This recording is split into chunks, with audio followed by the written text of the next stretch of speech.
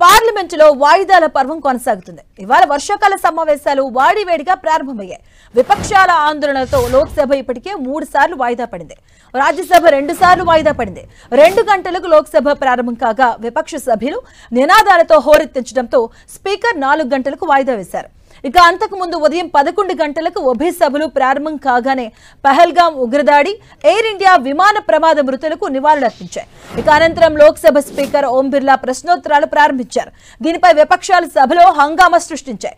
తాము ఇచ్చిన వాయిదాల తీర్మానాలపై చర్చించాలని విపక్షాలు పట్టుబట్టాయి.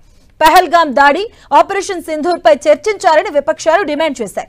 సభా కార్యక్రమాలకు సహకరించాలని స్పీకర్ ఓం బిర్లా ప్రతిపక్ష సభ్యులకు పదే విజ్ఞప్తి చేసినా శాంతించలేదు. విపక్షాల నినాదాలతో లోక్సభ దద్దరిల్లింది.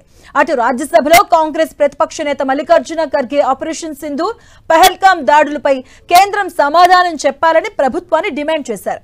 భారత్ పాక్ల మధ్య యుద్ధాన్ని తానే ఆపానని అమెరికా అధ్యక్షుడు ట్రంప్ పదే చెప్పడంపై స్పష్టత ఇవ్వాలన్నారు. అన్ని అంశాలపై ప్రభుత్వం చర్చించడానికి సిద్ధంగా ఉందని రాజ్యసభ అధికార ప్రతిపక్ష నేత జేపీ నడ్డా స్పష్టం చేశారు. రాజ్యసభకు కొత్తగా ఎంపికైన 4 ఎంపీలు ప్రమాణ స్వీకారం చేశారు.